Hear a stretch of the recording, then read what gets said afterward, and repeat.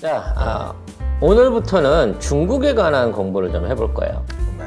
세계 최강의 풍수를 가진 외계인이 산다면 가장 프리미엄이 붙을 노른자위 미국을 대항하고 있는 중국의 지정학적 이유를 따져보려고 합니다. 사실 미국이 등장하기 이전엔 말이죠. 전 세계에서 가장 강한 나라, 부유한 나라가 중국이었어요. 이게 이제 유럽이나 다른 쪽에 안 알려져서 그런 거지, 실질적으로 경제 규모라든지 군사력이라든지 뭐 여러 문화적인 강점 뭐 여러모로 봤을 때 지금까지 인류의 역사 중에 거의 4,000년 이상을 중국이 전 세계 최고의 생산력과 부를 소유하고 있는 강국이었습니다. 하지만 중국은 그냥 동양 안에만 묻혀 있었기 때문에 유럽에서는 그걸 잘 몰랐던 거죠. 그래서 무슨 뭐 알렉산더 대왕도 있고 뭐 수없이 많은 시저도 있고 뭐 유럽 안에서 치고받고 하면서 나름대로 세계의 어떤 그 위대한 지도자들로 정보광으로 이름을 노리고 있는 사람들이 있습니다만, 그 사람들 실제 중국에 비유하면 거지들이었어요. 네. 그 정도 수준으로 중국은 풍요로웠다는 거죠. 그럼 왜 그랬냐? 여기도 지정학적으로 굉장히 큰 혜택을 받은 국가이기 때문입니다. 일단 중국은 원래 뭐 인류가 모여서 부족 국가 생활을 시작한 이후로 가장 인구가 많았어요. 인구가 많다는 얘기는 그만큼 생산력이 뒤따라졌다는 얘기죠. 그렇죠. 그래서 그만한 인구가 먹고 살 만한 환경이 됐었다는 겁니다. 일단 지금은 이제 중국의 지도를 여러분이 보고 계십니다만, 중국의 가장 핵심적인 코어라고 할 수 있는 지역은 황하강과 양쯔강을 연결하는 중간 지역이에요. 여기를 갖다가 우리가 중화라고 부릅니다, 중국인들이. 이게 중화민국이라고 하는 거는 네.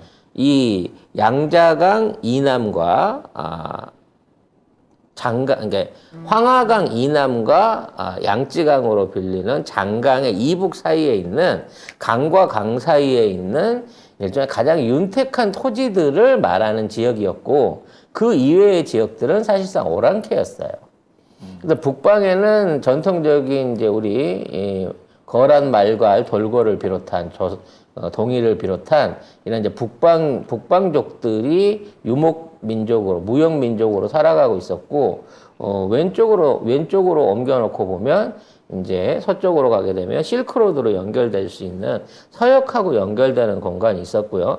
그 중간 지역에는 히말라야 산맥이 가로막혀 있었고, 그 밑에는 베트남이라든지 인근 중앙아시아 국가들하고 연결이 되거든요. 네. 그 안에서 중국은 그 화북과 화남, 이게 화남과 화북 지역 안에 있는 가운데 지역에서 농작물 생산을 통해 갖고 일종의 경제의 부를 이뤘어요.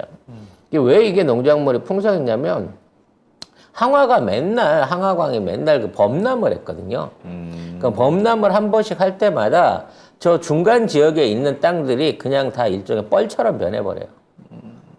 그러니까 옛날에 양자강과 그 황하강이 하나로 연결돼 있다고 말할 수 있을 만큼 한 번씩 범람하면 거기가 전부 다 범람지가 됐는데, 여기가 그렇게 윤택했던 거야.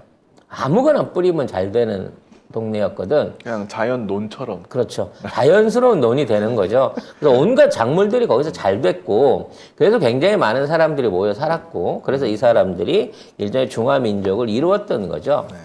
그래서 이 당시만 하더라도 이 중국 민족들 같은 경우에는 외부적인 고민을 안 했어요.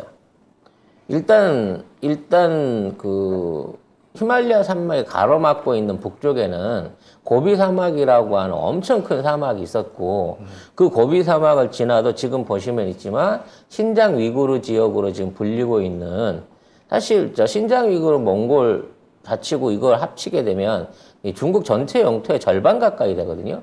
이 지역들이 사실 황무지로 비어 있었어요. 그러니까 외국에서 침입이 온다고 하더라도 사실 거기를 건너갖고 침입해 들어온다는 게 거의 불가능해. 그 당시에 이송 수단으로는. 병참이 안 되는 거야. 그러니까 사막을 못 건너오니까 완전히 안전빵으로 있었던 거죠. 중국의 내륙 본토에는. 그리고 북방쪽에는 아까도 말했지만 유목 민족들이 살고 있었는데 얘네들이 겁나 사나워. 세계에서 가장 무서운 부족들이에요. 몽골.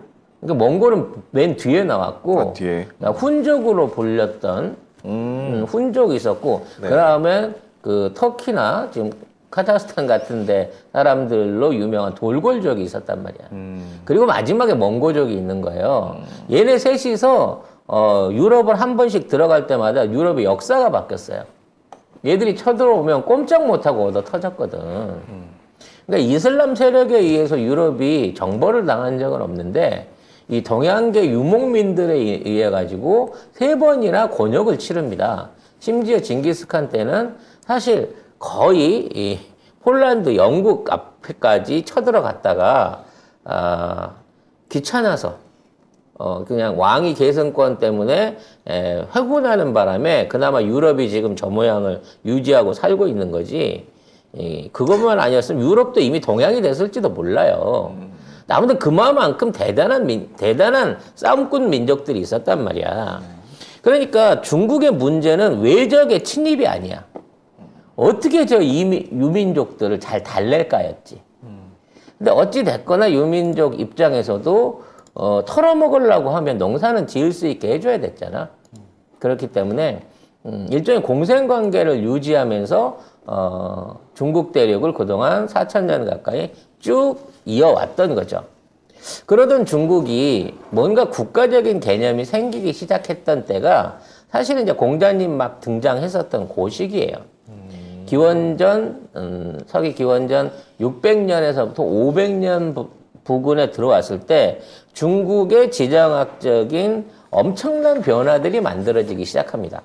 그러면서 중국이 고대 국가, 단일 국가의 형태를 띄어나가기 시작하는 거죠.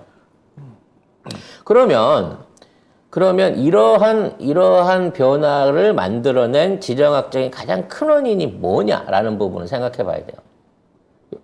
왜냐면 그 이전에 얘가 다 다민족 국가야. 한족을 비롯해서 몽고족, 뭐 거란족, 돌골, 말갈 비롯해갖고 여진족 뭐 수없이 많은 나라들과 민족들이 대충 국가의 경계 없이 그냥 모여서 살았었는데 이러한 국가가 본격적으로 이제 단일 국가로 연결되기 시작할 때쯤이 공자님이 등장하실 그 시절이에요. 공자님이 나타나갖고 일종의 이제 국가 제도라든지 여러 가지 이 학문적인 유교적인 통치 철학을 만들어내기 시작하면서부터 중앙의 중화민족 그러니까 중심 국가인 이 한족의 국가들하고 외계에 있는 이방인족 오랑캐들하고 구분이 생기기 시작한 거예요. 그래서 순식간에 우리가 오랑캐가 됐지. 동이가 된 거예요. 동쪽에 있는 오랑캐. 서융, 북만, 동이, 남만, 북이 서룡. 뭐였지? 갑자기 생각이 안 나네. 네. 서룡 맞는 것 그러니까 서쪽은 융이고 북이 뭐였지? 모르겠어요. 아무튼 뭐 있어? 아이씨, 갑자기 생각이 안 나. 아무튼 이런 식으로 지네를 빼놓고 나머지는 전부 다 말하자면 오랑캐 취급을 하기 시작한 거야. 그러면서 중앙 국가를 만들어서 국가적인 차원의 단합을 만들어내기 시작합니다. 북적이네요. 북적. 북적. 예. 남만 북적이죠. 네. 아무튼 그런 방식으로 국가가 만들어지기 시작하면서 국가의 통치 개념과 재정이 통합되기 시작한 거였어요. 그전에는 뭐 5, 16국 시절처럼 지네들끼리 다 쪼개가지고 조금씩 알아서 해먹고 살고 싸우다가 지면은 통합됐다가 그러다 반란이 일어나면 또 쪼개지고 이런 식의 형태를 유지하다가 하나의 거대 국가로 통합되기 시작하는 시기가 요 시기부터 시작됐다는 거지. 이게 이제 결국은 공자님이 뭐라 그래서 그래. 우리가 논어에서 배웠지만 이게 다 공자님이 이 국가 정치에 대한 뭐 도를 가르치고 정치의 이념을 가르치고 하니까 그 밑에 빠릿빠릿한 애들이 들어가 갖고 뭐 이제 나라의 수상이 됐어. 그럼 얘네들이 뭘 하겠어. 기본적으로 세금 많이 걷고 옆에 있는 나라랑 퉁을 치든 싸움을 하든 해서 나라를 합치고 이러면서 국가를 국가답게 경영하려는 노력을 시작하게 되면서 하나의 나라로 합쳐지게 된다는 거죠. 그러니까 미국 같은 경우하고 비교하자면 미국은 이제 아메리칸 드림 또 프론티어 정신이라 갖고 개척 정신이 이걸 만들었다고 치면 중국은 관료주의가 나타나기 시작하면서 중앙 권력의 집중화가 시도되기 시작하면서 국력이 강해지기 시작한 거예요. 이때 엄청난 지리적인 지정학적 변화가 일어나게 됩니다. 그게 뭐냐면 수나라가 생겼어요. 네. 우리나라 고구려한테 눈탱이 맞았던 수나라가 생겼는데 네.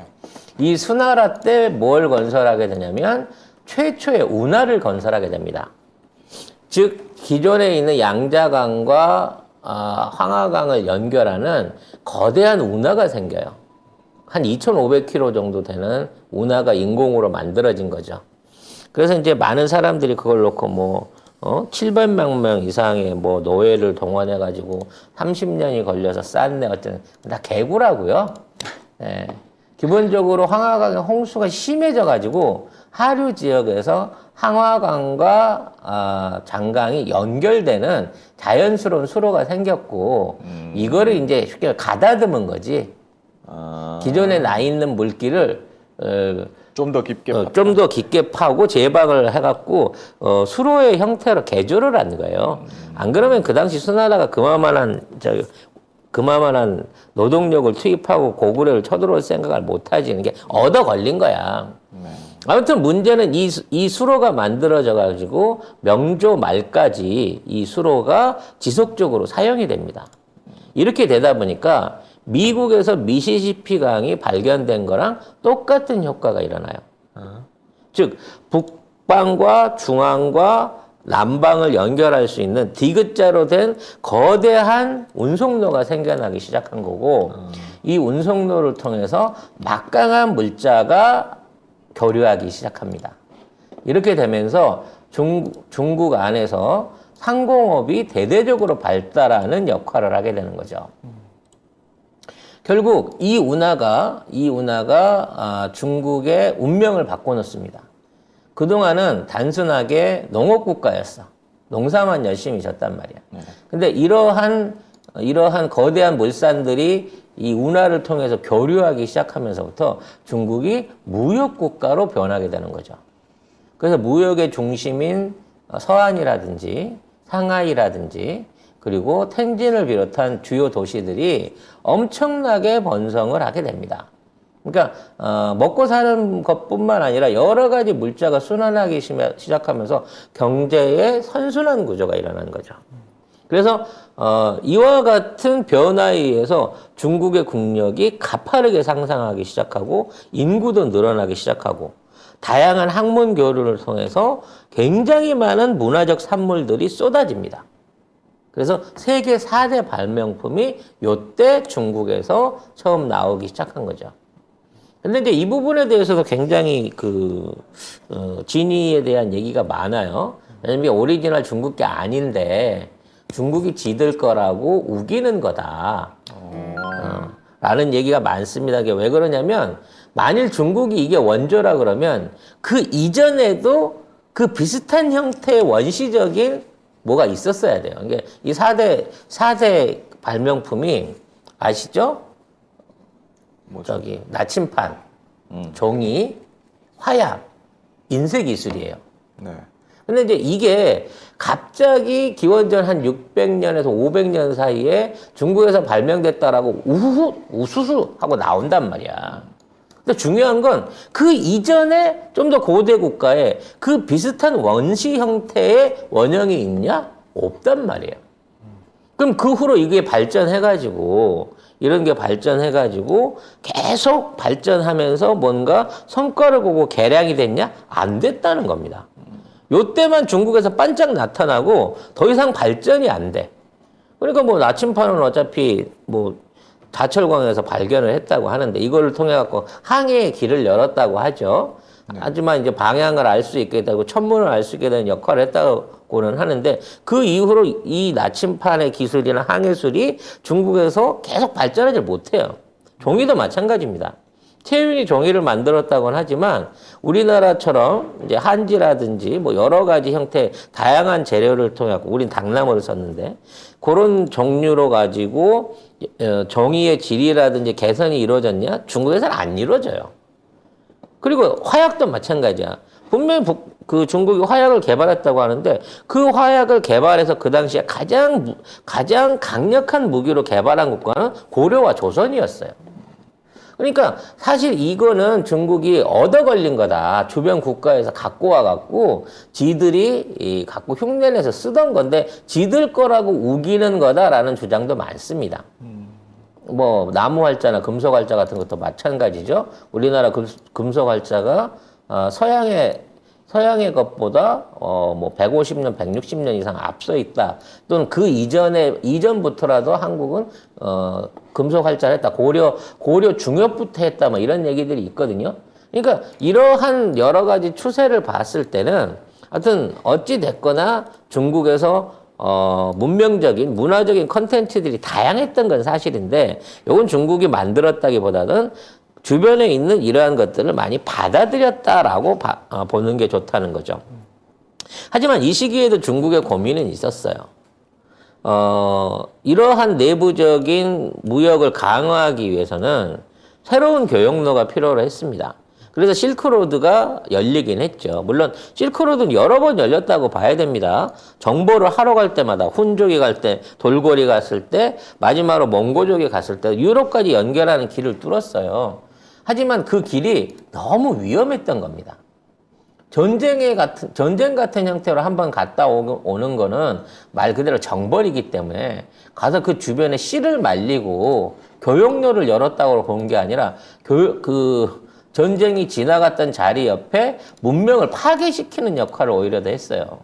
그러니까 그 당시에 실크로드로 이송되던 많은 물자라든지 이런 것들이 비쌀 수밖에 없는 이유가 귀했다는 거지. 10명의 카라반이 오면 살아 돌아가는 애들은 한두 명밖에 없었기 때문에 거기에서 막대한 어떤 그 시세 차익을 볼 수는 있었지만 그렇게 안정적이지 못했다는 거야. 그리고 그 사막을 건너야 된다는 약점 때문에 이렇게 거대한 그 교역로와 물량을 만들 수 있을 만한 어떤 기술적인 수단 또는 국가적인 외교 수단이 존재하지 않았다는 거죠. 이렇게 되다 보니까 바다를 통한 무역이 확대되기 시작합니다.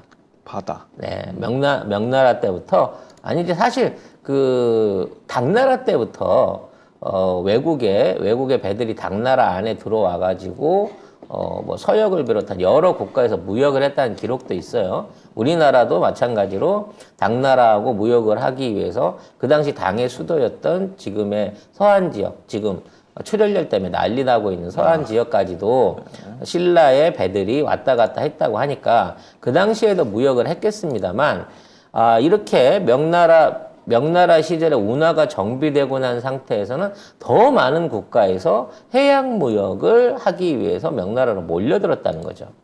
그래서 그 당시에 명나라가 해상 무역을 하기 위해서 바다를 한번 개척해 볼까라는 생각을 해봅니다. 네.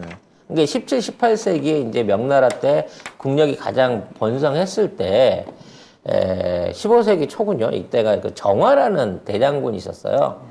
그래서 이 정화가 10만 명 이상의 그 병단을 이끌고 수군을 이끌고 전 세계를 항해 여행을 합니다. 이건 이제 정론으로 나와 있는 거고, 이때 아메리카도 콜럼버스보다 먼저 발견을 했다. 뭐 이런 얘기들도 있습니다만, 아무튼 그 당시 명나라의 국력을 투자하고 수백 척의 배들과 10만여 명의 수군을 전 세계로 보내요. 그래서 원정을 한번 해봅니다. 원정을 해보고 나서 명나라가 얻은 결론은 뭐냐? 굳이 우리가 댕길 필요가 없겠는데였어요. 왜냐면 돈이 너무 많이 들어. 그렇지. 그리고 얻는 건 별로 없어. 그러니까 굳이 먼 바다까지 상단을 보낼 필요가 없이 외국에서 오는 상단 애들만 받아줘도 그리고 그네들한테 이 수로만 열어주고 그러니까 그 당시에 운하만 열어주고 장사만 할 수 있게 해도 우리는 충분히 먹고 살 수 있겠다라는 생각을 한 거예요. 그래서 직접 가갖고 무역을 하게 됐을 때 들이는 비용을 찾아오는 애들한테 물린 겁니다. 역순으로. 그렇게 되다 보니까 세계의 아라비아를 비롯한 또는 뭐 지중해를 비롯한 많은 무역하는 사람들이 중국을 찾아와 갖고 물건을 사가기 시작하는 거죠. 그래서 중국의 3대 발명품, 3대 수출품이죠. 차와 도자기와 비단이 유럽이나 중동으로 엄청나게 팔려가게 됩니다. 그러면 중국은 어떻게 되죠? 가만히 앉은 자리에서 떼돈을 긁어 모으는 거죠. 이게 미국하고 한번 생각해 보세요. 비슷해요. 그러네요. 예. 처음에 시작할 때는 뛰어난 생산력 때문이에요. 그 다음엔 인구가 폭증을 하게 되면서 그 생산량이 늘어나요. 그러고 난 다음엔 갑자기 교통혁명이 일어납니다. 그냥 얻어 걸린 수로가 2000년 동안 중국의 부를 장악했던 것처럼 미시시피 강을 연결해서 그 강을 통해 가지고 운하를 만들어냈던 게 미국의 국토 균형 발전을 일어나는 것과 마찬가지로 그렇게 해서 상업으로 돈을 벌어들이게 된 거예요. 이렇게 벌어들인 수준이 어느 정도였냐? 그 당시에 그 유럽에 있는 국가에서 중국의 차와 비단을 사기 위해 도자기를 사기 위해서 전 세계에 있는 은을 전부 다 중국에게다 몰아줄 정도였어. 이렇게 되다 보니까 스페인이나 이런 국가들이 신대륙을 차지해 갖고 금이나 은을 약탈을 해 가지고 그걸 갖고 중국에 가 갖고 비단을 샀고 도자기를 샀고 그걸 갖고 와 갖고 유럽 왕실이나 귀족들한테 팔아 갖고 엄청난 떼돈을 번 건데 문제는 뭐냐? 모든 은이 중국에 다가 있으니까 중국 자체에서 은값이 인플레가 나는 거예요. 돈을 너무 많이 버니까 근데 이거 어디다 쓸 데가 없어. 지네만 팔기만 하고 뭐 살 수가 없잖아. 네. 지네가 상단을 밖으로 못 내보내니까. 그래서 중국이 결국은 에이씨 나 은 그만 받을래. 니네 은을 너무 많이 갖다 줘가지고 은값이 똥값이 돼서 하고 그 거래를 끊어버립니다. 일방적으로. 청나라 때죠. 그렇게 되니까 어떻게 됐어요? 은을 대신해 갖고 뭔가 좀 팔아먹을 게 없을까? 라서 생각한 게 아편을. 말하자면 왜냐면 은을 안 받으니까 도자기랑 비단은 탐나는데 그래서 아편을 네. 영국이 생산을 해가지고 중국에 팔아먹게 된 거고 이걸로 인해 갖고 중국의 부가 쪽쪽 빨려 나가니까 이거를 또 아편을 금지시킨 거고 이씨 장사를 하자 그래놓고 하자는 것마다 방해를 하네. A씨 한번 개겨봐야 되겠다고 전쟁을 했는데 툭 쳤는데 겁나게 센 줄 알았는데 막 1억이 넘는 인구에 어마어마한 병력을 갖추고 있었기 때문에 사실 얘네 건드리면 안 되는데 한번 우리가 개기는 차원에서 한번 건드려봐야 툭 건드렸는데 이게 종이호랑이였던 거지. 그래서 중국이 영국한테 지고 나니까 야 영국도 싸워서 이겼다던데 소문이 났고 네. 프랑스, 독일, 벨기에, 오스트리아를 비롯한 세계 열강이 야 전 세계에서 제일 큰 부자 나라가 이렇게 형편없단다 그래서 중국으로 쫓아와 갖고 한 100년 동안 중국의 고요를 쪽쪽쪽 빨아먹게 되는 거죠. 결과적으로 이러한 어려움을 겪게 되는 원인도 중국이 너무 내부적으로만 자립경제 또는 내수경제에만 의존하는 생활을 했고 전통적인 관료주의에 따라서 이러한 부의 분배를 정상적으로 할 수 있는 구조를 안 갖고 있었어요. 그러니까 왕실만 졸라 부자고 귀족들만 대신들만 부자고 일반 서민들은 너무 힘들었기 때문에 결과적으로 지도층에 대한 불신감이 생긴 거고 그래서 나중에 국가가 무너지는 위기 순간에 왔을 때 어떠한 국민들도 자발적으로 그 나라 중국이나 청나라를 지키기 위한 노력에 참여하지 않았다는 거죠. 이러한 청나라가 공화국으로 넘어가는 과정 중에 공산혁명이 일어나게 되고 목택동과 장개석이라는 인물에 의해서 중국이 다시 내전에 들어갑니다. 근데 규모로 보나 전투력으로 보나 병력으로 보나 재정으로 보나 국민당이 이겼어야 되는데 그렇죠. 결국은 민심을 얻지 못해가지고 지게 돼요. 그래서 이제 공산천하의 중공이라고 하는 공산중국이 탄생하게 되고 이 공산중국의 탄생으로 인해서 중국은 그동안 3,500년 동안 없었던 가장 강력한 통일국가를 이루게 됩니다. 강제로 다 병합을 해버린 거니까. 그래서 중국 역사상 가장 광대한 영토를 또 차지하게 되는 거죠. 네팔이라든지 신장 위구르, 내몽골 지역을 통합하게 되면서 국토의 면적이 배로 껑충 뛰어버리는 거예요. 이런 국가를 갖고도 제대로 운영을 못해서 20, 30년을 쫄쫄 굶었습니다. 49년에 건국을 하고도. 그랬는데 7, 80년대에 들어와가지고 미국이랑 손을 잡게 되죠. 그래서 개혁 개방을 이루어낸 거고 미국의 엄청난 자본과 그 생산 기술 그리고 미국에서 무제한대로 수출을 할 수 있는 무역 우회 조치를 받으면서 중국의 경제가 급성장하게 되고 20년 만에 세계 2위의 경제 국가로 성장을 하게 되는 그동안의 지정학적인 역사가 있었습니다. 결과적으로 중국은 역사를 통해서 배운 거예요. 일단 중국은 뛰어난 그 통치 기술과 전통을 갖고 있던 나라야. 어떤 나라들보다도 많은 국가들이 만들어져서 없어져 봤고, 사실 전 세계에서 가장 많은 이민족들을 57개 이민족들을 거느리고 있는 다민족 국가이면서도 지금의 국가 형태를 유지하기 때문에 국가를 어떤 시스템으로 운영해야 되는 이 전제주의의 하나는 전 세계에서 가장 완성된 형태를 갖고 있어요.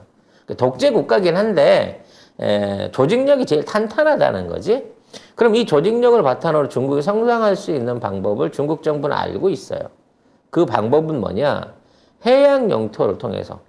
즉 중국도 과거의 패권 국가들처럼 중국 안에 있는 시장과 생산, 내수 생산에 머무르지 않고 해외로 눈을 돌려야 된다. 해외로 팽창해 나가야 된다라는 정책을 본격적으로 쓰게 됩니다. 이게 90년대 후반부터 시작되는 거죠. 자, 오늘은 여기까지 정리를 하고요. 그동안 중국은 자족을 통해서 자기 스스로의 생산과 소비를 통해서만으로도 전 세계에서 가장 부강한 국가의 지위를 누려왔단 나라예요. 그러니까 부자의 맛을 알아. 근데 이러한 중국이 한 100년 동안 전 세계 최빈국으로서의 어려움을 겪었고 이제 다시 공산당이라고 하는 그 공산 중국의 사회주의 체제 안에서 지금 세계 2위의 군사력과 세계 2위의 경제력을 사실상 갖춘 국가가 됐어요. 이런 중국이 다시 과거의 실패를 당하지 않기 위해서 집중하고 있는 게 팽창 정책이라는 거죠. 이건 지정학적으로 똑같이 있을 수밖에 없는 형상인 겁니다. 그래서 앞으로 중국이 어떤 방식으로 팽창주의를 펼쳐나갈 거며 그게 한국을 비롯한 주변 국가들의 어떠한 충돌을 일으키게 될 건지에 대한 내용을 다음 시간에 이어가도록 하겠습니다. 송작가TV 원두커피. 반복되는 지친 일상. 매일 아침이 기다려지는 깊은 맛과 기분 좋은 커피 한 개. 오늘도 송작가TV 커피로 하루를 시작합니다. 송작가TV가 직접 선별한 5종류의 원두는 주문 후 로스팅을 원칙으로 여러분께 가장 신선한 원두를 보내드립니다. 식을수록 상큼하고 깔끔한 하이드 블렌드. 구수한 단맛으로 여운이 느껴지는 에티오피아 일가체프. 부드러운 초콜릿 끝맛을 느낄 수 있는 콜롬비아 수프리모. 고소한 맛의 브라질 싱글 오리진. 3가지 원두를 로스팅하여 산미가 느껴지지 않는 송작가TV 초이스 원두까지. 네이버에서 송작가TV몰을 검색해보세요. 지정학 관련한 얘기를 하면 이제 중국과 미국을 비교해보고 있어요. 둘이 비슷해요. 따져놓고 보면.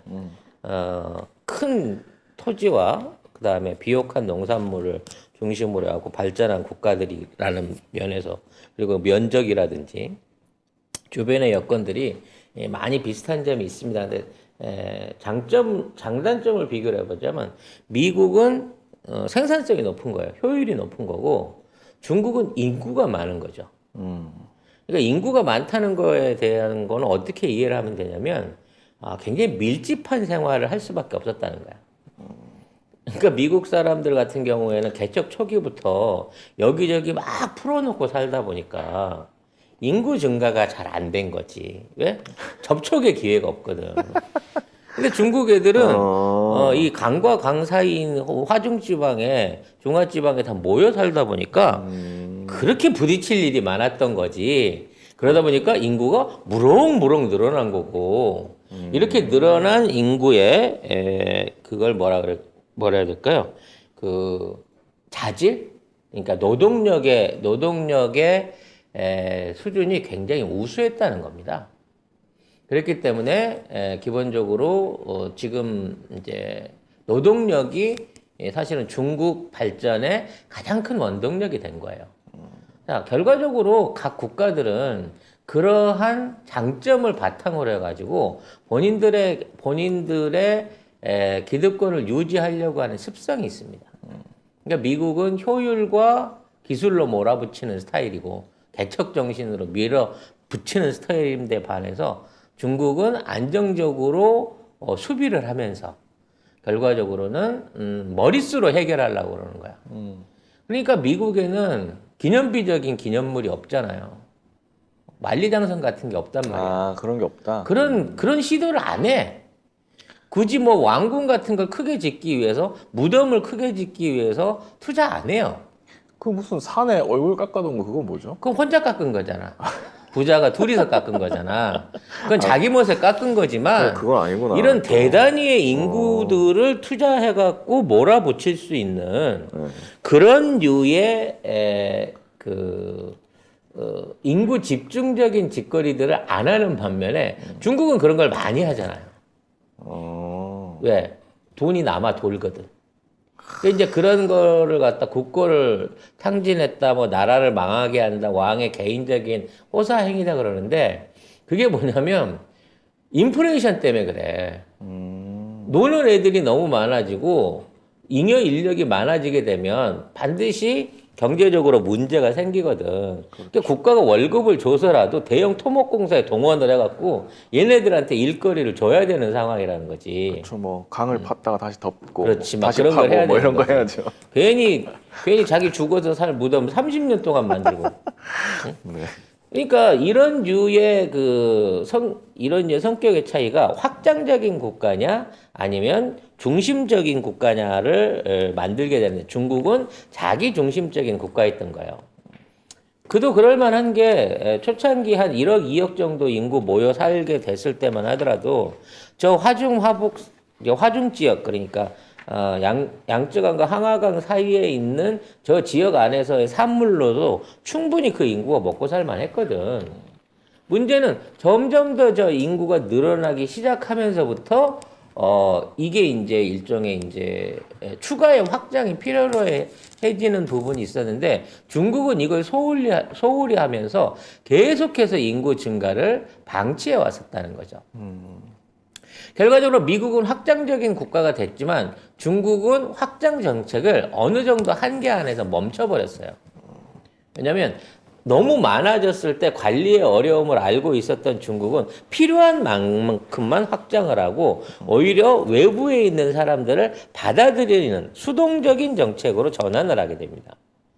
자, 이거는 굉장히 효율적인 거예요. 그렇기 때문에 돈을 쉽게 벌죠. 그래서 전 세계에 있는 재화를 다 긁어 모으면서 가장 부유한 국가가 될 수 있는 비전이 됐는데 문제는 이러한 정책이 나중에는 중국의 치명적인 약점으로 다시 바뀌게 되는 겁니다. 그게 무슨 의미냐면 기술이 부족했을 때는 사막을 건넌다는 게 힘들었어요. 네. 히말라야나 골륜 산맥을 넘어갔고 침공한다는 자체가 힘들었단 말이야. 근데 주변 국가들에도 중국에 대적할 만큼 인구나 경제력을 가진 국가가 없었어. 그러니까 중국은 주변의 침입을 전혀 신경 쓰지 않으면서 몇천 년 동안 평화 시절을 누려왔던 거예요. 사실 아편 전쟁 말고는 중국에 먼저 전쟁을 걸어온 애들은 없었어. 중국 안에서 이민족들끼리의 뭐 왕조 다툼은 있었지만 그건 뭐 앙조의 변화일 뿐이지 중국 자체를 완전히 바꿔놓는 이러한 외적의 침입은 없었다는 거거든. 근데 기술이 발전하고 주변 국가들이 커지기 시작하면서 인도라든지 베트남이라든지 또는 러시아라고 하는 커다란 나라가 주변에 생기기 시작하면서 중국이 잠재적인 외적의 침입에 받을 수 있는 상황에 노출돼 버린 거예요. 물론 그때도 중국의 인구라든지 군사력이라든지 경제력을 따져서는 걔네들하고 경쟁이 될 상대는 아니었지만 문제는 뺑 둘러싸여 있는 거야, 사실은. 그렇죠. 그래서 중국 주변에 있는 국가들한테 다 둘러싸여져 있는 이 안보적인 위협이 점점 증가하기 시작하는 거예요. 그래서 이제 뭐 자잘한 국지전들은 계속 일어났습니다만 가장 결정적인 거는 이제 국共내전을 전후로 하는 그러니까 공화국 설립 청조의 멸망과 관련해 갖고 전 세계에 있는 열강들이 중국을 잡아먹으려고 덤벼들었다는 거죠. 이러한 수탈을 겪어본 중국의 입장에서는 절대적인 안보의 가치를 깨닫게 되는 거예요. 그때 처음으로. 3,500년 역사상 처음으로. 그래서 중국의 가장 현실적인 적은 러시아입니다. 왜냐면 러시아가 워낙 강대한 데다가 주변에 가장 강국이긴 하니까. 그 러시아 입장에서도 부동항을 얻기 위해, 뭐 나중에 러시아 지정학에서 다시 설명을 하겠지만, 확장을 해서 내려오는 과정 중에 과거에 유목민족 같은 몽고족 같은 용맹한 민족이 있었을 때 내려올 생각조차 안 했어요.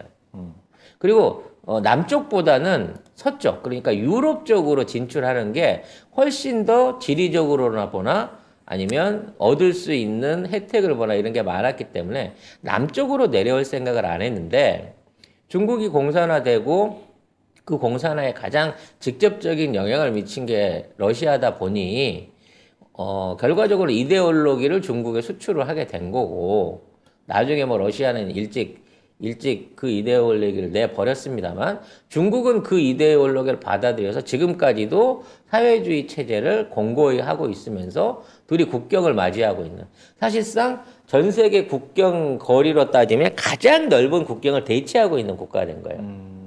그래서 중국은 언제나 러시아가 고민이었어. 특히 러시아가 2차 대전을 거치면서 확보하고 있었던 대전차 전력들. 그러니까 러시아는 걸어서 못 내려오잖아. 예전부터 기병대 같은 게 유명했기 때문에 2차 대전 때는 독일군하고 싸우기 위해서 엄청나게 많은 전차를 만들었거든요. 그래서 이 전차들을 배치를 했을 때 유럽은 신경을 많이 쓰니까 중국 쪽에다 배치를 많이 했단 말이에요. 이것 때문에 항상 러시아의 군사적 위협에 시달려야만 했어. 그리고 이거를 막으려고 하면 돈이 너무 들어. 국경선이 너무 기니까. 그렇죠. 그래서 수천 대의 탱크를 만들어내는 맞불 작전보다는 친하게 지내는 걸로 전략을 바꿔요. 그래서 일단 이 경제적인 연결고리, 특히 러시아의 석유나 가스들을 사주는 소비자의 역할을 자처하면서 둘 사이의 동맹을 만들어가고 있습니다. 현재로서는. 근데 여기 좀 불완전해요. 왜냐면 러시아도 중국이 잘 되는 걸 바라지 않고 중국도 러시아가 잘 되는 건 바라지 않아. 그러니까 이 두 국가는 확장국이면서 주변국인 거야. 그래서 언제든지 일촉즉발의 사태를 불러일으킬 수 있는 그런 위험한 단계를 러시아가 쥐고 있다는 거죠. 그래서 사실상 중국의 모든 안보력의 핵심은 60% 이상이 러시아를 막는데 다 쏠려 있어요. 그러면 두 번째로 위험한 국가는 어디냐? 이것은 베트남이나 인도입니다. 이 나라 역시도 국경을 접하고 있는 국가이긴 한데 예전에는 싸움 상대가 안 됐어요. 그랬는데 지금은 군사적으로도 그렇고 경제적으로도 그렇고 점점 더 영향력을 키워오면서 자꾸 중국에 도전하게 되는 신흥 세력으로 성장하고 있죠. 하지만 이거는 좀 잠재적이야. 왜냐면 얘네들이 아직 중국하고 맞붙기에는 실력이 많이 모자란다라고 생각을 하고 있기 때문에 견제 대상으로만 생각을 하고 있는 거죠.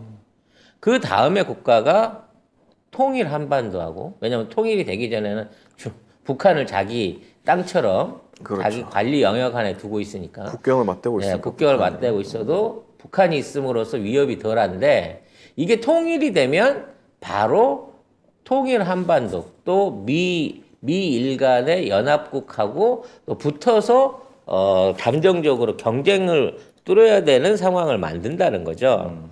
그래서 이거는 순차적인 위협이 돼요. 지금은 아니지만 언젠가는 위협이 될 수 있는 상황이라는 거죠.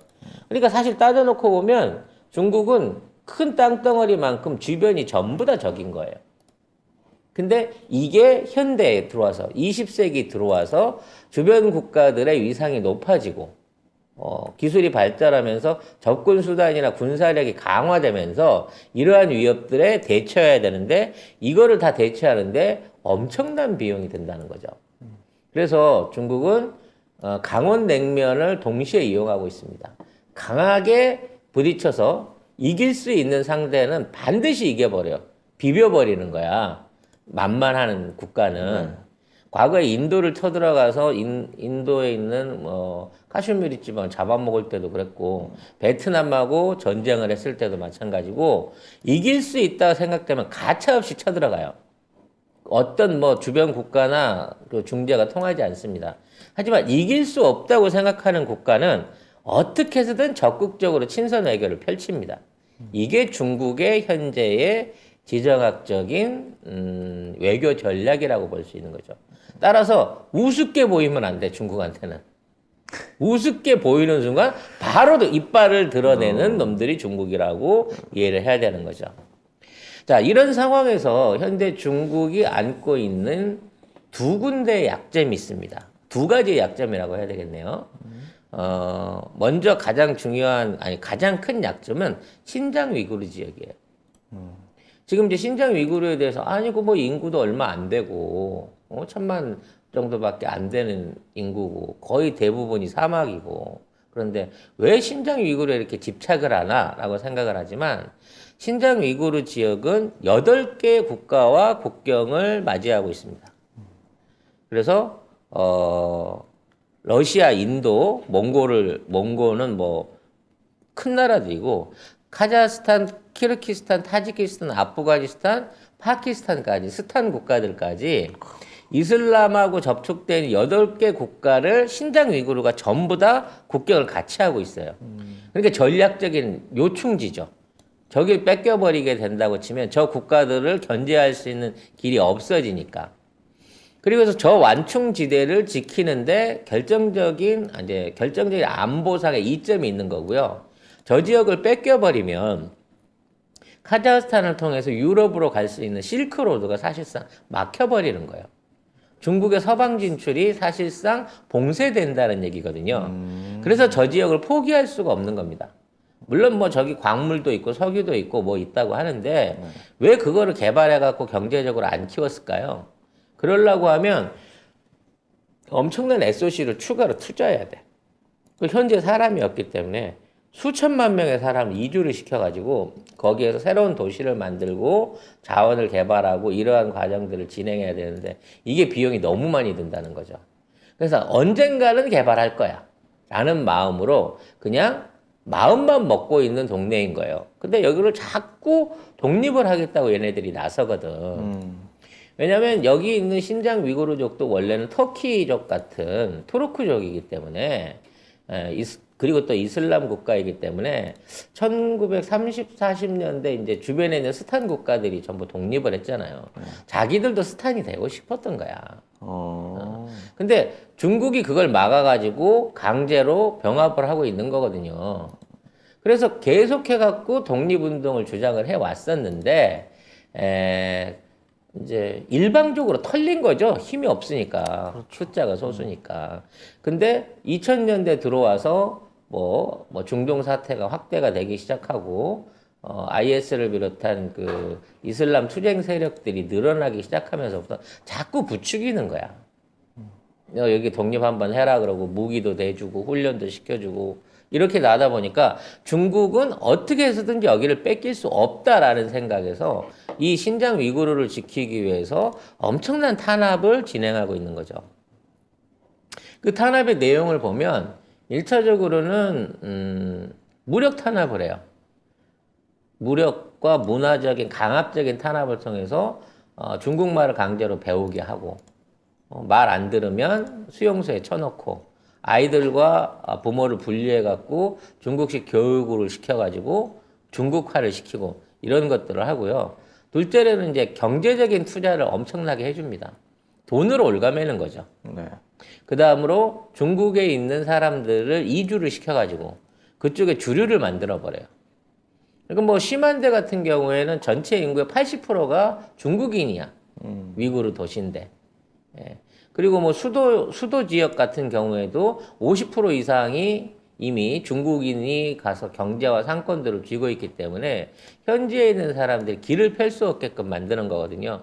그렇게 되다 보니까 더더욱 탄압이 심해지게 되고 갈등이 심해지고 있는 국면인 건데 중국은 절대로 신장 위구르를 포기할 생각이 없다는 거죠. 그 다음으로 중요한 지역이 티벳입니다. 티벳 자치구. 예, 티벳 자치구는 이제 워낙 고지가 높은 지역에 있고 히말라야 산맥에 연결이 돼 있는데 이게 이제 히말라야 산맥과 골룬 산맥이 이 양쪽으로 가로막고 있어가지고 접근성이 굉장히 나빠요. 그래서 이 산맥을 통해 가지고 티벳으로 접근하는 것 자체가 인도 쪽도 그렇고 중국 쪽도 그렇고 굉장히 어렵습니다. 아래 위로 산맥이. 그렇죠. 아래 위로 산맥으로 갇혀 있기 때문에 그래서 이 산맥을 뚫고 티벳까지 도로 공사를 시작한 게 1950년대예요. 그리고 이 50년대 이후에 지속적으로 중국의 물자와 인력들을 투입해 가면서 나중에 이제 철로를 뚫기 시작합니다. 50년대부터. 근데 이게 당시에 이제 철로 공사하면 유럽의 뭐 알프스 이런데 철로 공사에서 스위스나 이런 국가들이 이 전문가들인데 걔네들도 손을 뗐어요. 방법이 없다는 거야. 너무 가파르고 또 산 자체 지질이 단단하지 않아가지고 현재 토목공학으로는 여기에 철기를 놓을 수가 없다라고 얘기를 했었는데 중국은 티벳을 전략적으로 포기할 수가 없는 특별한 이유가 있어요. 일단은 티벳이 고지대이기 때문에 티벳을 선점을 하면 군사적으로 굉장히 유리합니다. 그렇지. 8천 고지대 레이더 기지하고 미사일 기지를 세우면 사실상 주변에 인도부터 러시아, 그 다음에 뭐 동남아시아까지도 전부 다 관측하고 감시하고 저격할 수 있는 군사적 요충지예요. 그렇기 때문에 만일 여기를 인도나 다른 국가한테 뺏겨버린다 그러면 역으로 중국이 군사적 위협에 노출되거든요. 그래서 티벳을 절대 포기할 수가 없는 상황이었기 때문에 이 티벳의 지배를 공고화하기 위해서 무려 60년 가까운 시간 동안 티벳의 철도를 파기 위해서 노력을 합니다. 미친 짓이지. 어마어마한 돈과 시간을 투자한 거고 이게 뭐 천당 공법을 동원한 것도 아니고 순전히 몸으로 이제 떼어낸 거예요.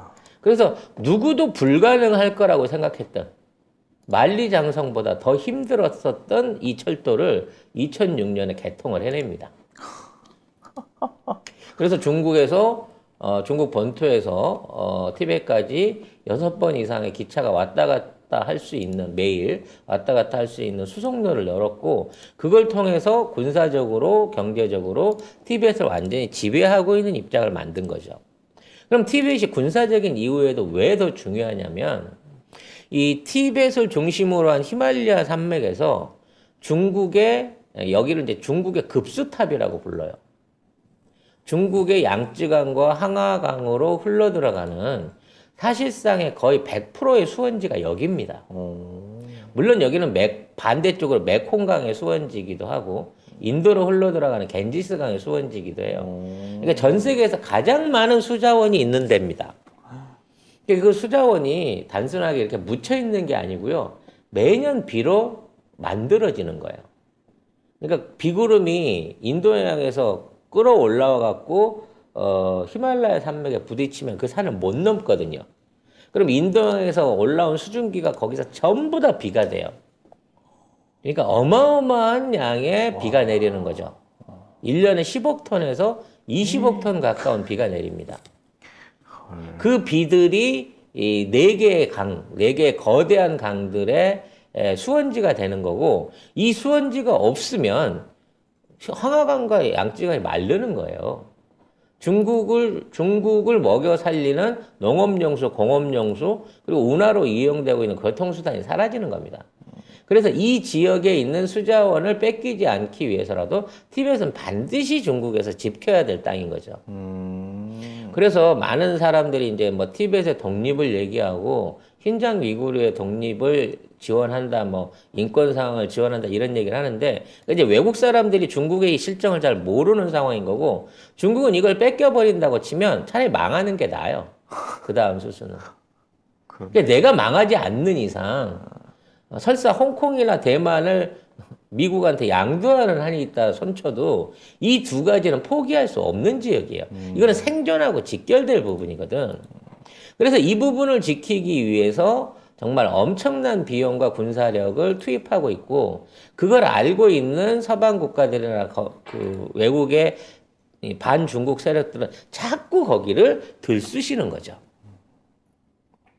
그래서 이러한 약점들을 지니고 있는 중국의 입장에서는 전쟁을 불사해서라도 이 지역에 대한 영유권을 놓치지 않으려고 할 것이고 그렇기 때문에 혹시라도 인도라든지 아프가니스탄 같은 국가가 신장유기나 티벳을 지원하겠고 뭔가 모종의 움직임을 만들게 되면 반드시 국지전 이상으로 발전할 수 있는 제2의 중동 지역이다라고 생각할 수 있을 만큼 굉장히 군사적 긴장이 높은 지역입니다. 그러면 또 하나의 지정학적 위험은 뭐냐? 그거는 너무 많은 인구로 인한 식량의 부족이에요. 지금 땅덩어리는 미국 정도밖에 안 됩니다. 인구는 4배 이상 많죠. 14억, 15억 정도 되는데 뭐 일부 음모론자들에 의하면 중국의 실질적인 인구는 8억밖에 안 된다라는 말도 있어요. 나머지는 통계로 부풀려낸 숫자라고도 얘기를 하는데 어찌 됐거나 10억을 넘는 인구가 있는 것은 사실인 것 같아요. 근데 그에 비해서 경작할 농토가 너무 부족합니다. 원래 이 중국 땅이 3대 자치구들 떼내고 황무지들 떼내고 나면 경작할 땅이 30%도 안 되는 땅이었어요. 근데 이 땅들도 지금 있는 농지들도 원래도 부족한데 이 중에 40% 이상의 농지가 이미 오염되었거나 아니면 최근에 산지를 개척해갖고 그러니까 산을 깎아서 만든 신경작지예요. 이런 데는 아직 그 땅이 부용화가 안 돼가지고 농사가 제대로 안 일어나거든요. 그래서 지금 있는 상황 자체에도 중국은 자체적인 10억 인구에 대한 식량의 자급자족이 어렵습니다. 근데 인구는 계속 늘어나고 있고 또 작년과 올해 풍수해로 인해 갖고 엄청난 농지에 타격을 입었기 때문에 사실은 지금 중국 인민들이 굶어 죽기 일보 직전인 거예요. 그래서 이 많은 인구가 또 하나 역으로 중국의 큰 약점으로 작용하는 겁니다. 지금 있는 이 식량 위기를 정상적인 주변 국가의 교역이라든지 이런 교육밖에 없겠죠. 다른 나라한테 수입해가지고 이거를 해소하지 못하게 된다 그러면 중국 내부의 권력이 무너져 버려요. 원래 중국은 전통적으로 전체 인구에서 기하 선상에 있는 인구가 10%를 넘으면 반드시 밀란이 일어났습니다. 그걸로 해서 국가가 전복됐던 역사가 있거든요. 중국 국민들은 굶기면 안 참아요. 왕이 무슨 폭정을 하든 계집질을 하건 부정부패를 하든 그런 건 신경 안 쓰는데 굶어 먹을 게 없어 그러면 바로 죽창 들고 일어나는 민족이 중국 민족입니다. 그러기 때문에 지금의 식량 사태를 해결하기 위한 특단의 조치가 필요해요. 그래서 중국도 그동안 소극적이었던 중앙 중심적인 체제를 과감하게 버리고 해외로 나가야 돼요. 안정적인 식량과 자원의 확보, 그리고 중국이 고립돼 있는 그러니까 주변국들의 영향을 안 받고 자유롭게 물품들을 생산하고 수입할 수 있는 교역로를 교역로를 얻기 위해서 중국은 확장 일로의 정책을 펼 수밖에 없습니다. 그래서 중국이 2000년대 들어와서부터 일대일로를 비롯한 또는 해군력 강화를 비롯한 확장 정책을 본격적으로 펴기 시작한 이유가 이대로 가면 가만히 앉아서 중국이 망한다는 걸 알고 있는 거예요.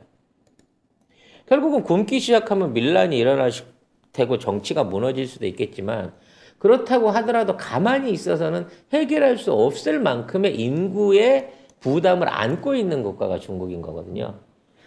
근데 이게 또 강점이기 때문에 이러한 풍부한 노동력을 바탕으로서 물건을 싸게 만들고 그로 인해서 전 세계 공급 기지로 전환을 한 다음에 자 이러한 무역업을 통해 가지고 산물을 팔아서 식량이나 뭐 기타 부족한 자원들, 에너지 자원들을 확보하는 교류가 원활하게 이루어져야만 중국이란 국가가 유지가 돼요.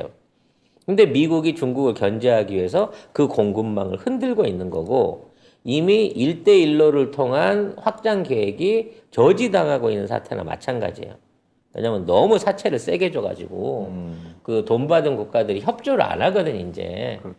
지금 1대1로 돈 받은 국가들 세금이 아니라 이자 안 내고 있고요. 그 국가들하고 정상적인 교역이 이루어지지도 않고 있어요. 이렇게 되기 때문에 1대1로에 처바른 돈이 우리 돈으로 따져 놓고 보자면 한 2,400조 원 정도를 아마 처발랐을 것으로 예산을 합니다. 2,400조 원이에요.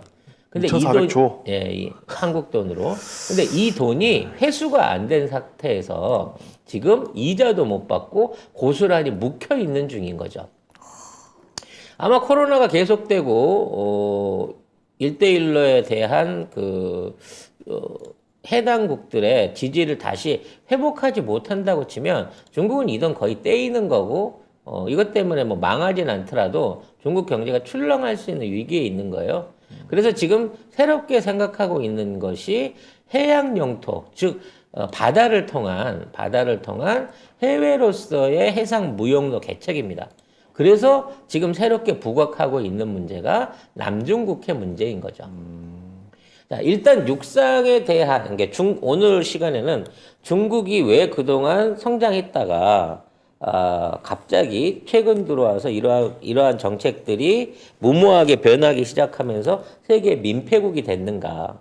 또 중국이 확장을 하려고 시도할 수밖에 없는 이유하고 그 확장이 잘 안 되는 이유를 얘기를 해봤어요. 전에 얘기한 대로 확장국이 가질 수 있는 압도적인 지위가 부족한 부분도 있고 주변국들하고 외교를 쓰는 데 있어서 너무 강성과 온성의 차이가 크기 때문인 건데 자 지금은 해양을 통해서 미국을 밀어내고 뭐 밀어낼 수는 없겠지만 미국과 어깨를 나란히 할 수 있는 해양 강국이 되려고 하는 시진핑 정권의 꿈이 남중국해에서 서방 국가들하고 부딪히고 있는데 왜 이런 상황이 벌어지는지 그리고 앞으로 어떤 방향으로 해소될 수 있을 것인지를 다음 시간에 알아보도록 하겠습니다.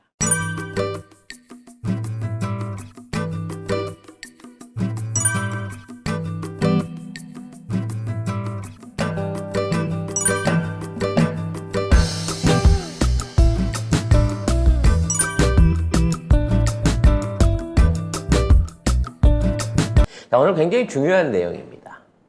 왜냐하면 중국의 현재의 외교 정책, 그 이유를 볼 수 있는 하나의 굉장히 중요한 접점인 거고, 미국하고의 중국 간의 대결 구도가 어떤 방향으로 펼쳐질 수 있을지를 지정학적으로 예측해 볼 수 있는 거예요.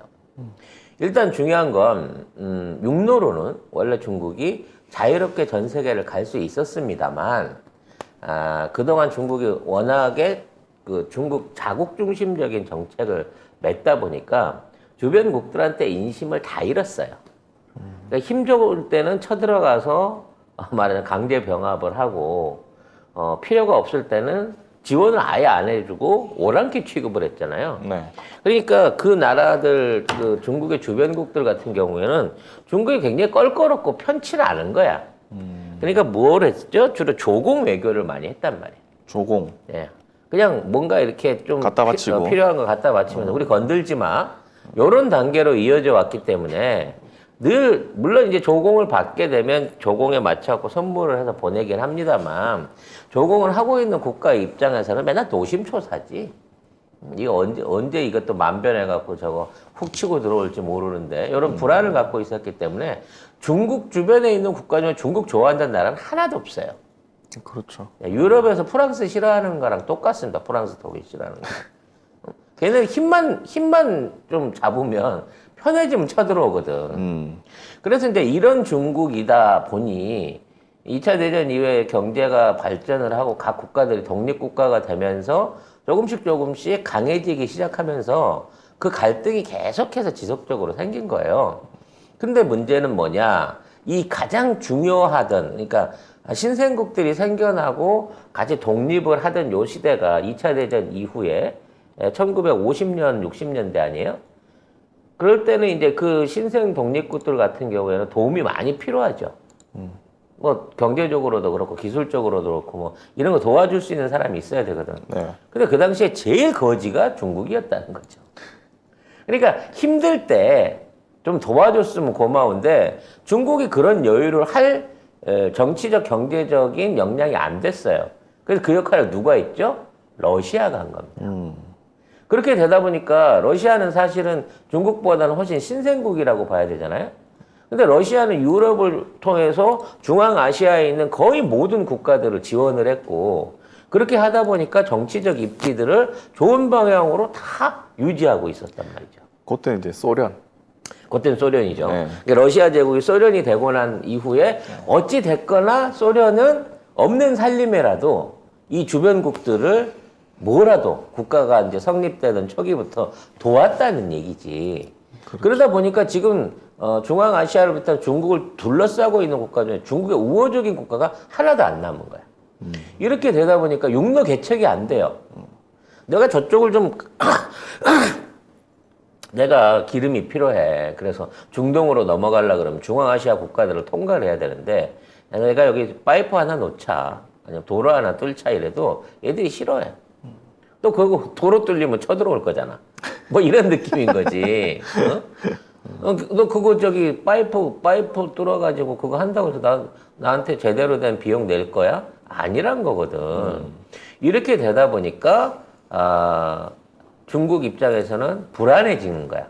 물론 일단 뭐 카자흐스탄이나 이런 국가들하고 국교를 맺고 있으니까 정상적인 유통이나 이런 건 정상적으로 이어지는데 자기가 믿을 수 있는 그리고 자기가 관리할 수 있는 수준의 어떤 위성 국가가 없다 보니까 그 나라를 통해 갖고 자원이라든지 무역로, 육상 무역로를 연다고 하는 게 너무 힘들어지는 거지.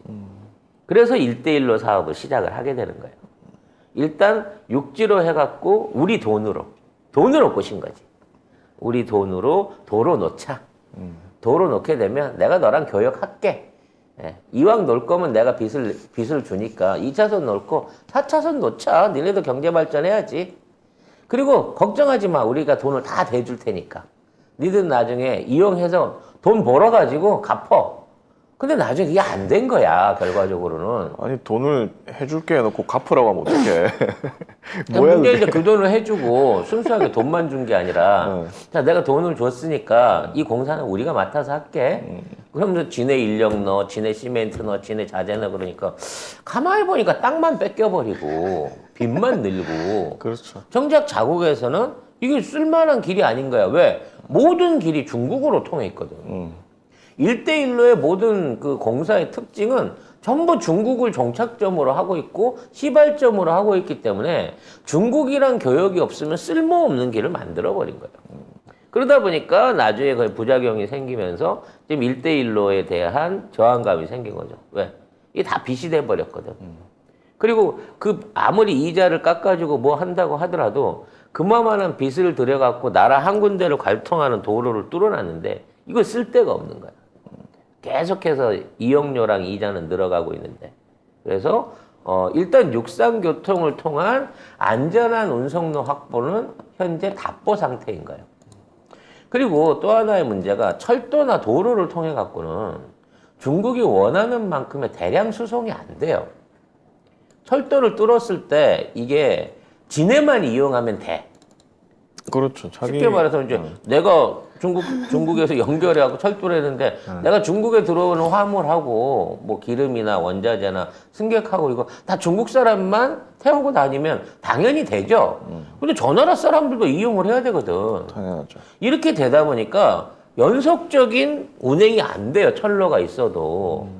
그리고 각 나라마다 뭐 철로의 특성이 있고 궤의 차이가 있고 스케줄이 있고 관리 체계가 다 다르기 때문에 이 철로로 해갖고 유럽을 가면 논스톱으로 가면 하루 이틀이면 갈 거를 14일, 15일씩 걸린단 말이지. 그렇게 되다 보니까 이거 배로 가는 것보다도 더 많이 드는데 기름만 많이 떼고 이런 얘기가 나오게 되는 거죠. 그래서 해상 통로를 중국도 열고 싶었던 겁니다. 근데 문제는 해상 통로는 더 심각한 문제가 있다는 거예요. 일단은 대만으로 나가려고 하면 제일 가까운데 태평양이나 인도양으로 가려고 그러면 대만을 지나가야 돼요. 근데 대만이 미국, 일본하고 동맹 관계야. 그래서 계속 해갖고 일본 무기라든지 미국 무기를 사들여가지고 자꾸 중국한테 저항을 하려고 그래요. 그래서 이거를 병합을 해버릴까? 라고 생각을 하는데 이게 이제 대만이 중국하고 미국이 수교를 하면서 대만을 안보 보호 조약이라는 조건으로 이렇게 우리가 보호해 줄게라고 그 조약을 맺어요. 근데 이 조약의 내용이 어떻게 되어 있냐면 중국이 얘기하는 일국 양제 제도를 인정을 하는 차원에서 이 조약을 맺은 거기 때문에 대만이 독립국을 선언해가지고 중국이랑 싸우게 되면 이거는 국가 대 국가의 싸움이 돼서 미국이 못 들어가는 거예요. 네. 하지만 대만이 중국의 일부임을 인정하는 상태에서 중국이 만일 넘어오게 되면 그때는 쳐들어간다. 조약이 이렇게 돼 있어요. 뭐지? 왜 그렇게 해놨지? 그러니까 애초에 미국하고 중국은 대만이 중국 땅이라는 거를 전제로 두고 네. 군사적으로 건드리지 않는다는 차원에서 협약을 맺었고 중국이 그 약속을 어기고 대만으로 군사를 출동시키면 우리가 대만의 정부를 구해준다는 거야. 일국인데 양제니까. 네. 문제는 뭐냐? 대만이 우리가 독립국이야. 네. 중국이랑 다른 나라야. 라고 말해버리면 이 조약이 수호가 안 되는 거예요. 그래서 대만 문제가 해결이 안 되는 겁니다. 그러네. 그러니까 대만 입장에서도 미국의 군사적 개입을 끌어오기 위해서는 우리가 독립국입니다 하고 선언하면 안 돼. 그럼 미국이 안 도와줘. 근데 이대로 있는 상태에서는 중국에 맥힐 수밖에 없어. 그렇죠. 그래서 독립을 하고 싶으면 무장을 해야 돼.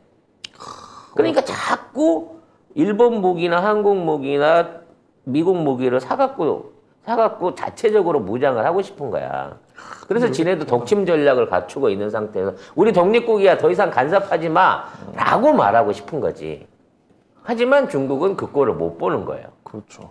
그래서 대만 쪽에 계속해서 갈등이 일어나고 있는 거고 거기에서 이제 조금 더 왜냐하면 중동으로 가야 되니까 중동에 기름을 가지러 가야 되니까 그렇게 넘어가게 되면 거기 인도네시아하고 베트남이 있어요. 네. 그리고 필리핀이 있습니다. 이 국가들이 중국에 우호적이질 않아요. 왜냐면 중국이 그쪽 앞바다로 배를 끌고 다니면서 영향력을 미치다가 어느 순간에 그쪽에 쳐들어올 수도 있는 거잖아. 해상 전력으로. 이렇게 되다 보니까 남중국해에다가 지금 기지를 건설해 놓고 거기를 자기 땅이라고 우기고 있는 부분에 대해서는 이거는 영원히 해결할 수 없는 갈등 관계 속에 있는 거예요. 그래서 자꾸 자체적인 해군력 보강하면서 중국하고 버텨보려고 하는 거지 얘네들이 중국이랑 합의를 보려고는 안 합니다. 왜? 중국을 믿지 않기 때문에. 다 당해봤거든, 중국한테. 조금 더 지나가면 이제 싱가포르가 있어요. 싱가포르도 말라카 해협이라고 하는 그 해협 자체를 자체적인 그 해양 영토로 강력하게 지키기 위해서 사실은 아시아에서 중앙아시아, 동남아시아 쪽에서는 최강의 해군력을 유지하고 있어요. 그리고 말라카 해협이라는 데가 길이는 몇백 킬로 되지만 가장 좁은 데는 8킬로밖에 안 돼요. 이 폭이. 아. 그래가지고 그 8km밖에 안 되는 그쪽에다가 포하고 무기를 집중적으로 배치를 해놨기 때문에 만일 전쟁 상태가 이루어지게 된다면 이 전술적으로 배가 그쪽을 통과해서 무사히 통과할 가능성이 거의 없어요. 그래서 이 말라카 해협에 대한 점유권을 싱가포르한테 유지하기 위해서 미국이 또 많은 지원을 해주고 있는 거죠. 저걸 안 하게 되면 인도네시아를 삥 돌아가지고 중동으로, 인도 앞바다로, 인도양으로 넘어가야 되는 거거든. 조금 더 가면 인도가 있고, 인도에서 조금 더 가면 중동 앞에 이제 중동 지역이 있지만 거기에도 다 미군이 진을 치고 있고, 인도군도 저기를 통과하는 거를 곱게 보지 않는다는 거예요. 근데 저 통로가 중국이 이용하는 원유 수송의 70~80%가 저쪽으로 들어와요. 그렇게 되다 보니까 만일 저기 있는 어떤 나라 한 군데하고라도 어긋나게 되면 원유 수송에 막강한 타격을 입게 되거든. 그럼 중국은 석 달 안에 망해요. 그렇게 되기 때문에 일단 중국의 목표는 저 말라카 해협을 통과해서 중국까지 안전하게 끌고 올 수 있는 이 수송로를 확보하는 게 제일 중요한 거거든요. 그래서 지금 남중국해에다가 기지를 지어놓고 거기를 사실 항공모함화 시키고 있는 거야. 그 미사일 전력하고 출격할 수 있는 전투기 전투기들하고. 이런 것들을 집중 배치를 하면서 저기를 군사적 영유권을 가지려고 하는 거죠. 그러니까 저기가 막히게 되면 중국 입장에서는 이제 편하게 무역로를 열 수 있는 거지만 유럽이나 이런 국가들이 아시아로 특히나 이제 중국 또는 일본, 한국으로 수출을 하려고 했을 때 또는 수입을 하려고 했을 때 교역료도 막히게 되거든. 그렇게 되기 때문에 저기에서 중국의 권한을 곧이곧대로 인정해 주지 않는다는 거죠. 그럼 반대로 돌아가도 마찬가지야. 태평양으로 나가려고 치면 오키나와 앞바다를 필연적으로 지나야 돼요. 근데 오키나와에는 미군과 일본의 해군과 공군력이 집중돼 있거든. 그래서 둘 사이의 사이가 안 좋아지면, 미일 동맹하고 중국의 사이가 안 좋아지면 사실상 그쪽을 통한 태평양 진출은 불가능합니다. 그러면 반대로 이제 독도나 동해안을 통해 가지고 독도나 울릉도 옆을 지나 가지고 북태평양이나 북극 해협으로 가려고 하면 쿠릴 열도에 있는 러시아가 비행기하고 전폭기, 각종 함선들을 가지고 사실상 중국의 통과를 눈여겨보고 있다니 이러고 감시를 하고 있는 거죠. 그러니까 중국은 육상뿐만 아니라 해상으로도 사실상 완벽하게 봉쇄가 돼 있어요. 근데 어제도 말씀드렸지만 중국은 약해 보이면 깔아뭉개고 강해 보이면 이제 유화 제스처를 취한다는 거야. 네. 그걸 알기 때문에 약해 보이지 않기 위해서 이 국가들은 계속해서 뭔가를 투자하고 무기를 증강하면서 중국의 약을 건드린다는 거죠. 그러면 이렇게 될 것 같으면 중국이 방법이 없는 게 아니겠습니까? 라는 생각을 많이 하게 돼요. 그래서 일단 중국은 원유 수송로를 확보하기 위해서 미얀마에서 신장지구까지 들어올 수 있는 이제 파이프라인을 심었어요. 송유관을. 그러니까 말라카 해협을 거치지 않고 인도 옆에 중동에서 인도 옆에 있는 미얀마로 와가지고 미얀마에서 파이프라인으로 중국 내부로 기름을 옮길 수 있는 파이프라인을 완성했는데 문제는 미얀마가 중국이랑 그렇게 가까운 사이가 아니란 말이야. 문화적, 경제적으로는 일본이랑 친하고 그리고 국제적인 관계 안에서는 미국이랑 친하죠. 수지 여사가 미국의 어떤 미국의 후원이죠. 지금 집권을 할 수 있었고 그동안 민주정을 시작하게 될 수 있었던 것도 미국의 지원이거든. 미국 민주당의 지원이었단 말이지. 그러니까 미국이랑 정치적으로도 친한 국가란 말이야. 그래서 저 파이프라인의 안정성을 지키기 위해서는 미얀마라는 나라에 영향력을 미칠 수 있는 일종의 이제 기득권이 필요했던 거고 그렇기 때문에 지금의 미얀마 사태가 일어난 거예요. 그러니까 미얀마 입장에서도 이 사태를 진정시킬 수 있으려고 하면 저 파이프가 지나는 지역에 대한 일종의 자치권 내지는 자위권 같은 것들을 중국에 주면 합의가 쉽게 끝납니다. 근데 만일 그렇게 해버리면 미얀마뿐만 아니라 미얀마 주변에 있는 다른 국가들이 위협을 느끼게 된단 말이야. 다음은 우리 차례가 아닌가? 그래서 미얀마 군부나 미얀마 정부한테 중국군의 개입을 몰아내고 정상적인 민주정을 해라라는 압박이 일어난다는 거죠. 결국은 이 모든 게 안정적인 수송로 확보에 달려 있는 거예요. 왜? 중국도 뒤늦게 돼. 이제는 더 이상 13억 인구가 내수만으로 살 수 없다. 세계 경제의 순환 구조 안에서 생산과 수입을 해야만 지금의 인구를 먹여 살릴 수 있다는 점을 명확하게 알고 있기 때문인 거지. 그래서 지금 겉보기에는 미중 간의 전쟁이 벌어지고 있는 것처럼 보인다는 거예요. 그러면 미국하고 중국하고 전쟁을 일으킬까요? 전면전으로 이어갈 수 있을까요? 이거는 뭐 국제 외교나 이런 걸로 따지자 보면 가능성이 있다 뭐 이런 얘기들을 많이 하는데 네. 지정학적으로 보면 사실상 불가능합니다. 그렇죠. 네. 너무 멀어. 미국하고 중국은.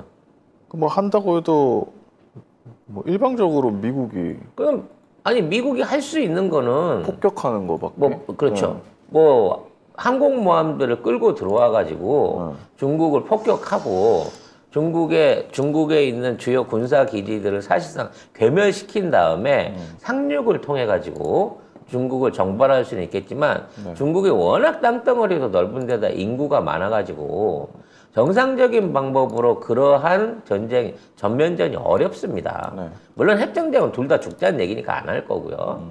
그런 상황에서 만일에 미군하고 중국이 진짜로 붙게 된다 그러면 최소한 양쪽의 해군력, 그러니까 중국은 괴멸이 되겠지만 미국의 해군력도 절반 이상을 잃을 각오를 해야 될 거예요. 그러니까 승자가 없는 게임이 되는 거야. 이렇게 이겨갖고 중국을 봉쇄를 하거나 중국을 정벌한다 그래서 미국이 얻을 게 없어. 그러게. 그 관리가 안 돼. 중국 땅이 탐나지 않아. 중국에 있는 자원이 필요한 게 없단 말이야. 그러니까 이런 무리한 전쟁을 일으킬 필요가 없다는 거죠. 그럼 역으로 따져놓고 보면 중국은 지금 지리적 약점을 지니고 있기 때문에 육상, 해상이 사실상 거의 다 봉쇄되어 있는 상황이에요. 이 상황에서 미국하고 경쟁하기는 불가능합니다. 그러려면 미국보다 더 경제력이 커지고 군사력이 커지고 그래야 하는데 지금 추세로 성장해서는 자기네들은 뭐 2040년대 그렇게 한다고 하지만 2100년이 된다고 하더라도 그 정도 수준까지 못 갈 것 같아요. 결국 중국은 자신들의 실패를 알고 있습니다. 그 실패를 만회하기 위해서 엄청나게 많은 해군력을 증강을 했어요. 근데 얘네들의 양적인 성장은 뭐 미국의 총 선박의 톤수, 그러니까 군함의 톤수를 따지게 되면 중국이 미국보다도 더 많은 군함을 갖고 있어요. 등치가 아니라 각 함정들의 톤수를 다 합친다고 치면. 그러니까 수로 이기는 거지. 항공모함은 2대밖에 없지만 수로는 또는 절대적인 양으로는 총량으로는 중국이 이미 해군력으로는 미국을 앞서 있다고 봐야 돼. 뭐 인구도 많고. 예. 왜냐면 배가 그만큼 많다는 거야, 그렇죠. 군함이. 근데 문제는 뭐냐? 기술이 없어. 얘네들은 당나라 군대예요. 왜? 아직 실전을 치러본 적이 없고 이러한 군대를 체계적으로 운영하면서 대양 해군으로 운영해본 경험이 없어. 그러니까 사실상 미국과 중국의 해군력의 차이는 어마어마해. 근데 문제는 태평양 한가운데서 붙으면 미국이 이기지만 중국 연근의 안으로 미 해군이 접근을 해서 붙는다고 치면 중국이 갖고 있는 미사일 전력이나 뭐 여러 가지 항공기 전력을 감안했을 때 어느 정도 피해를 감안하지 않으면 이길 수가 없을 만큼의 상황이라는 거지. 그래서 중국의 실패는 이제 주변국들한테 불안감을 줬어요. 그래서 이러한 현상이 어떤 결과를 만들었냐면 중국에 대항해 줄 수 있는, 그러니까 중국을 대항하는 데 힘을 보태줄 수 있는 미국이나 러시아하고 외교 관계를 넓혀 나가게 됩니다. 중국을 견제하기 위해서. 그러니까 이제 저희가 지난 시간에도 한번 말씀드렸지만 자, 확장국이 있고 주변국이 있단 말이에요. 그래서 이 주변국들이 나중에 긴장 상태에 긴장 국면으로 들어가게 되면 자, 이 긴장 상태에 영향을 미칠 수 있는 제3의 국가, 간섭국이 나타나요. 미국 같은 나라가 나타나는 거지. 이게 지금 다이렉트로 붙으면 못 이겨도 미국이 도와주면 이길 수 있어. 또는 러시아가 도와주면 이길 수 있어 하는 마음으로 그 국가들을 끌어들인단 말이에요. 그럼 그 국가가 원하는 대로 외교나 정책을 해줄 수밖에 없어. 이거를 미국과 중국은 역으로 이행하고 있어요. 왜냐하면 미국 입장에서도 자기가 돈 들여갖고 중국이랑 싸워서 지키면 돈도 많이 들지만 희생도 커. 그렇죠. 하지만 우리가랑 친해? 야, 중국, 대만 우리랑 친하니까 건들지 마. 걸들면 우리 항공모함 타고 쫓아간다? 라고 편을 들어준단 말이야. 그러면 대만은 미국이 원하는 대로 해줘야 돼요. 그렇죠. 그러니까 결과적으로 빠져놓고 보면 이러한 중국의 팽창과 주변국가하고 갈등 관계는 미국이 손 안 대고 코 푸는 외교적 이득을 얻게 해주는 겁니다. 옛날처럼 거기에 군사를 주둔시킬 필요도 없어요. 유사시에 내가 올게 라고 말만 해주는 것만으로도 대만은 큰 용기를 얻게 되는 거, 위안이 될 수 있는 거지. 근데 역으로 생각해 보자고. 이제 중국하고 미국이 합의를 봤어. 야, 내가 저기 중동 쪽 뭐 권한 하나 포기할 테니까 대만은 나한테 넘기지? 라고 합의가 된다고 생각해 봐요. 그럼 바로 배신 때려버려, 미국은. 그렇죠. 그럼 편안하게 대만을 먹을 수 있는 거야. 그러니까 중국과 미국은 극한 대립을 하는 것 같지만 둘이는 안 싸워요. 피해가 너무 크니까. 하지만 중국의 팽창에 의해서 영향을 받고 있는 주변국들은 옛날보다 더 간절하게 미국을 원해. 그래서 미국이 원하는 대로 다 해줄 테니까 중국 견제해준다고 약속만 해주세요. 이걸로 해갖고 외교적 이익을 얻는다는 거지. 이게 손 안 대고 코 푸는 거기란 말이야. 국방비도 줄이면서. 달라는 대로 다 해주거든. 결국은 이거를 미국과 중국이 교묘하게 이용하면서 주변국들하고 외교 관계에 써먹고 있는 거예요. 그러니까 뭔가 싸우는 척 하면서 실리는 지들이 다 채리는 거고, 주변국들 같은 경우에는 아니, 내가 다칠 것 같으니까 중국 편에 들까? 미국 편을 들까? 러시아한테 손을 벌릴까? 이 고민을 계속하는 외교적인 손해를 감수하고라도 그런 방향으로 흘러갈 수밖에 없다는 거지. 결국은 그 호가호위라 그러잖아요. 내가 겁나게 공군력, 해군력, 육군력이 강해. 이런 것들을 보여주는 게 외교적으로, 안보적으로 엄청난 세계에 영향력을 미칠 수 있는 구조를 만든다는 겁니다. 두 나라는 요거를 교묘하게 이용해 먹고 있는 거예요. 동아시아의 권력 균형추에서. 그러면 그 균형추에서 이용을 안 당하려면 어떻게 해야 될까요? 아까도 얘기했지만 대한민국처럼 자주적인 안보력과 외교력, 경제력을 가지고 역으로 이걸 이용하는 거예요. 미국한테 그렇죠. 미국 이런 식으로 하면 나 중국이랑 러시아랑 손잡아야겠는데 역으로 이용할 수도 있다는 거죠. 왜냐면 그거는 우리가 갑이 돼야지 이러한 외교적 이용이 가능한 거기 때문에 최소한 그 수준까지는 국력을 끌어올려야 되는데 그게 가능해지면 우리보다도 훨씬 큰 국가들이 사실상 중국이랑 미국이랑 뭐 우리랑 맞짱 뜬다 그러면 경제적으로도 군사력으로도 문제가 안 되겠지만 우리가 저쪽 편으로 넘어가지 않기를 원하기 때문에 서로 우리한테 눈치를 보고 잘해야만 되는 관계를 만들고 있다는 거고 결국 그런 관계에서 우리랑 궤를 같이 하는 일본은 점점 더 무시를 당하게 되는 거고 미국이라든지 주변국들의 관심과 호의가 우리한테만 몰려오는 거예요. 이 차이인 거예요, 결과적으로. 그래서 중국은 지금 있는 상황한테 미국한테 조금씩 손해를 보더라도 자기가 원하는 이권을 걷어들이기 위해서 인도를 자극하거나 또는 뭐 아프가니스탄을 자극하거나 뭐 이러한 각종의 도발 행위들을 벌려갈 수 있습니다.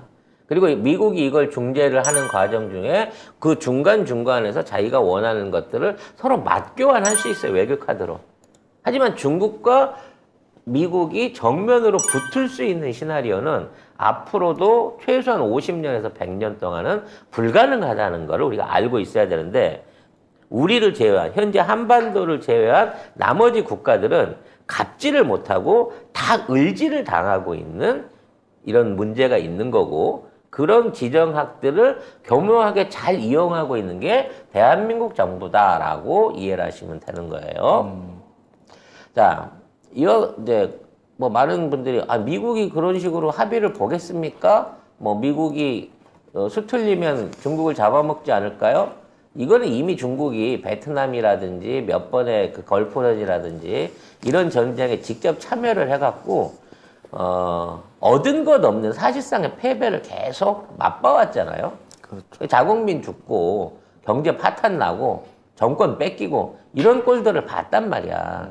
그러니까 미국 입장에서도 이제 쉽사리 그러한 전쟁에 휘말려 들고 싶어 하지 않아요. 그리고 미국이 뭐 대단히 용감하고 뭐 세계 제1국으로 칠지 모르겠지만 미국도 본토에는 한 대도 맞아본 적이 없거든. 만일 미국의 외곽 안에라도, 미국의 해안선 안에라도 미사일 한 방이 떨어지거나 핵무기 한 발이 날아올 수 있다. 탄도미사일 하나만 떨어져도요, 미국 정권이 바뀔 수 있습니다. 이거 못 지켜낸다고. 그러니까 미국도 너무 완벽하게 자기들을 지켜야 된다라는 강박이 있어. 그게 가장 대표적인 게 쿠바 사태 같은 거예요. 쿠바 사태가 일어났을 때 사실 핵전쟁을 준비를 했는데 그 당시에 시뮬레이션을 해본 결과 이 핵전쟁을 벌인다고 했을 때 이길 가능성이 없다. 이기더라도 양쪽의 피해가 너무 크다라는 걸 알고 있었단 말이에요. 그래서 합의 조정이 들어간 거예요. 일방적으로 소련이 쿠바에 있는 미사일을 포기하고 미사일 기지화를 포기하고 철수한 걸로 국제 외교상에 알려져 있지만 당시에 미국도 터키에 설치해 놨었던 미사일 부대들을 그 반대 급부로 해갖고 다 철수를 해줬어요. 그러니까 서로 맞바꾼 거지, 조건은. 그러니까 큰 나라들끼리는 어떤 상황에서라도 부딪히지 않게끔, 확장국들은 부딪히지 않게끔 자기네들끼리 반드시 합의를 봅니다. 결국은 사고가 일어나는 거는 주변국들 사이에 고만고만한 조그만 나라들끼리 싸움이 나는 거고, 그거를 중재해주는 놈이 있냐 없냐에 따라 가지고 이 전쟁이 커지거나 줄어들거나 하는 거거든요. 근데 지금처럼 중국, 러시아, 유럽이 각자 패권을 가지고 그 패권을 중심으로 주변에 있는 국가들하고 외교적인 마찰 또는 군사적인 마찰을 일으키면 반드시 다른 국가가 개입하면서 개입하는 국가한테 외교적 이득이 돌아가게 됩니다. 그러니까 분쟁 지역이 많으면 많을수록 딜할 수 있는 거리들이 더 많이 늘어나는 거예요. 네. 그래서 이러한 대결 구도, 그리고 이러한 대결 구도 가운데 주변국들 안에서의 분쟁들을 이네들은 오히려 조장하고 있다는 거죠. 이번 카자흐 사태도 마찬가지고 미얀마 사태도 마찬가지고, 그렇죠. 이러한 사건들이 한번 벌어지고 나면 손해는 그 나라가 보지만 정치적 이득은 이걸 해결한 나라가 갖고 간다는 거예요. 뭐 최근에 카자흐스탄 사태 같은 것도 점점 더 중국이 개입했다고 하는 증거들이 나오고 있지만 이거를 미국이 해결하려고 했었으나 또는 중국이 해결하려고 했었으나 러시아가 들어와서 해결하는 바람에 카자흐스탄에 대한 러시아의 지배력 더 강해졌고요. 중국과 미국의 지배력이 더 약해지는 이러한 결과를 만들거든요. 결과적인 거는 이러한 지정학적인 싸움, 완력 다툼에서 살아남기 위해서는 자주국방, 자국의 부강, 그리고 독립적인 외교가 꼭 필요하다. 그래서 이 지정학이 매우 중요한 학문이다라는 얘기를 드리고 싶습니다. 송작가TV몰 이용으로 송작가TV 응원해주세요. 송작가TV 조댓 구할 좋아요, 댓글, 구독, 알림 설정은 사랑입니다.